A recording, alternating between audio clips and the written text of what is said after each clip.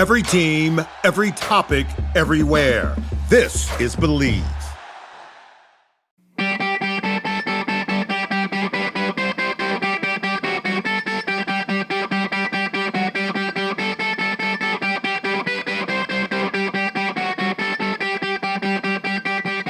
What's up, hockey think tankers? Welcome to another episode of Short Shifts on this beautiful Wednesday morning. In case you didn't know, our Wednesday episodes are supplied by my boy Skate Tech. Skate Tech skate sharpening and equipment repair brings you NHL quality service at an affordable retail price. With over 23 years of sharpening and equipment customizing experience, Skate Tech serves as your personal equipment manager, providing the highest quality skate sharpening, blade profiling, team uniforms, and equipment alterations available on the market today. Let Skate Tech help you take your on-ice performance to the next level with the edge the pros trust. Check them out at skatetechsharpening.com. Here we go, Short Shifts episode, everybody. We got 10 minutes on the clock. Jeffrey J. Lecvecchio has no idea what the subject is going to be, but should he choose to hop on this magic carpet ride with myself as a co-pilot, then we are going to have some fun today. Vex, do you accept? Hey. Okay. So I want to talk about today what to do during like free ice. Some people call it stick and puck. Some people call it shinny. Some people call it free ice. When you get to go out on the ice in an unstructured environment, whether it's with yourself, maybe a couple buddies, whatever it may be, like what are some things that you can do to have fun? What are some things that you could do to get better? Like what would you do if you had 45 minutes to an hour of just whatever you wanted to do on the ice? I know I always ask this. Can you give me an age, please? Yeah, like peewees and above. What I would say is, number one, if it's like free ice like that, there's got to be an element of fun. If you're with your buddies, well, first and foremost, and I tell everyone to do this because almost nobody does this. If you watch your video, take the notes on your video. What did you do well? What did you not do well? What are things you need to work on? Things like that. Ask your coaches, what are things I need to work on? You should have all this written down or at least typed out in the notes section of your phone, since we all have those all the time. Then when you go and you get some free ice like that, look at those notes and work on the things that you need to work on. Now, let's say you have 45 minutes. Maybe you're doing 30 minutes of individualized work where you're trying to work on specific skills. And you could do, if you're out there with your buddies, you do one drill that your notes say you need to work on or your coach told you need to work on, and then you do one drill that your buddy really needs to work on. And you can help each other passing pucks or applying pressure or things like that. And I would say the last 15 minutes, go have some fun. Be creative, have a competition, play one-on-one, play keep away. Dude, playing keep away is so valuable, especially if you confine it to smaller areas. So valuable. Working on body positioning, spatial awareness, in tight stick handling skills, where to hold your puck off your body so that somebody trying to get it who's close to you can't reach the puck and you're able to still control and move. And then on the defensive side, you're working on all the defensive things that you need to work on when you're in those in tight stick battles.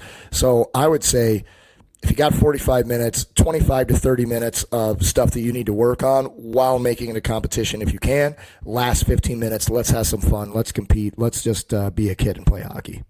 That would be me. What is like your favorite memory of like being out on the ice like that? Do you have one? Yeah, dude. I did it all the time because my mom worked at the rink for a junior team during really middle school and high school years for me. So I was there all the time. A lot of the times on the ice all by myself. Lots of times. I loved just like shooting 100, 200, 300 pucks in the exact same spot.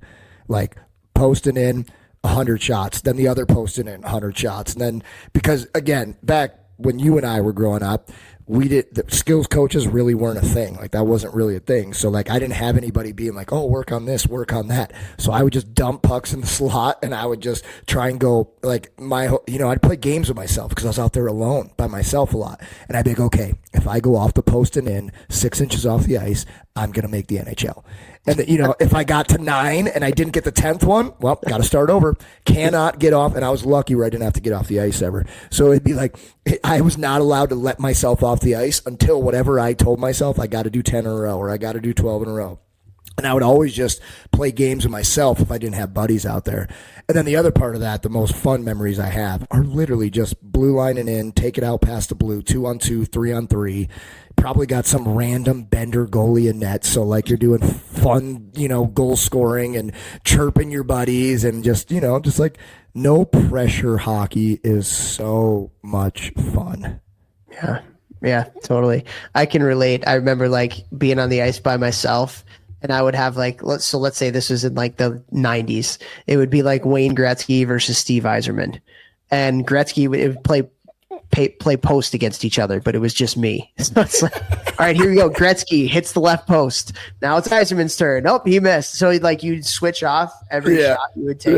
Yeah. Did you try harder when you were Yzerman because that was your favorite or no? No. Awesome. Well, maybe in a little bit. Clutch, right? He's clutch. Yeah. Not that Gretzky's not, but he's clutch. Yeah. So that's great, dude. I love but I totally agree, man. Like making up just ridiculous games to play, whether it's like with a couple buddies or even if you're by yourself, it's huge. So much, we'd play like when we'd be out there for like a long time because my mom would get the ice for us for free. And like sometimes we'd be out there for 3 hours, which now I'm like, that's so ridiculous. But, sometimes you play golf. You ever played golf on the ice? One of my favorites. So much fun. That's Nar's favorite game, I feel like, in the world.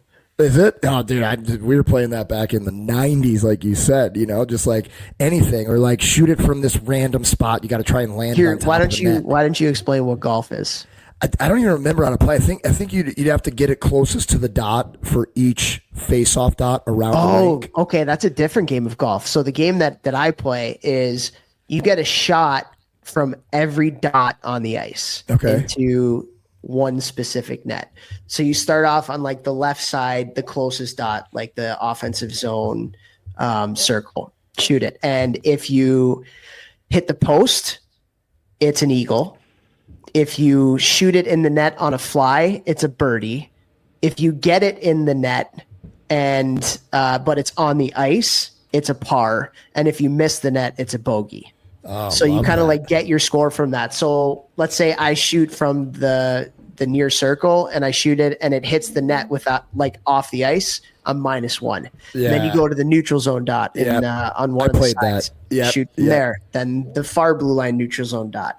And then the like what would be I guess the defensive zone dot. And then you go to the other side and then you finish at the center dot. And it's so much fun. Yeah, we definitely. I could play that for hours. Oh, so much fun. We played that one, and then we'd also play like you'd always shoot from the same corner, but you had to land the puck on the dot. So if you were shooting from the left corner, and it had to be there, so you would get like strokes the same way as if it was the golf ball going in the cup. Yeah. So just little fun games like that goes a long way. I will say that like if you do get out there and you want to work on some stuff, if you are with other people, shoot off the pass. Like don't just shoot to shoot, like shoot off the pass. If you can develop that skill, and especially if you're moving a little bit, that's such a valuable thing. Like you look at so many of the goals scored in the NHL, like nobody is standing in a spot without a pass and shooting it in the net. Make it as game-like as possible and shoot off the pass. And it's so easy after a certain age to shoot from standing still or without receiving a pass and then shooting.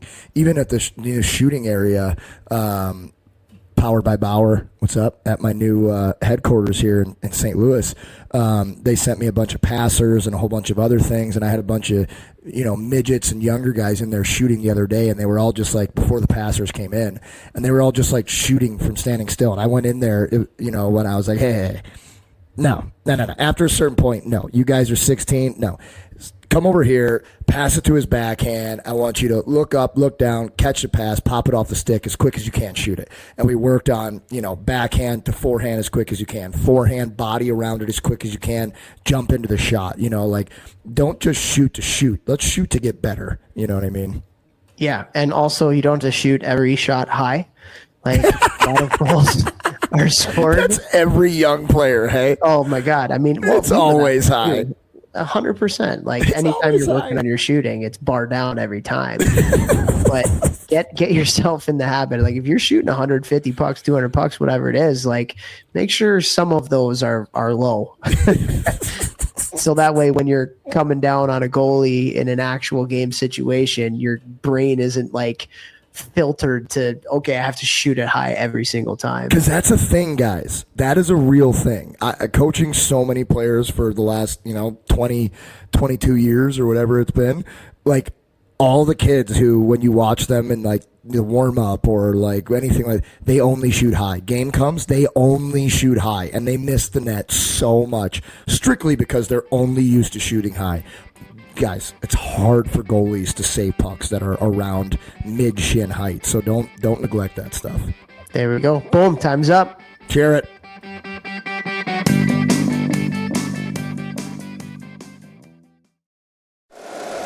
If you like the show, please take a moment to rate, review, and subscribe. It really does help the show to grow. Thank you for listening.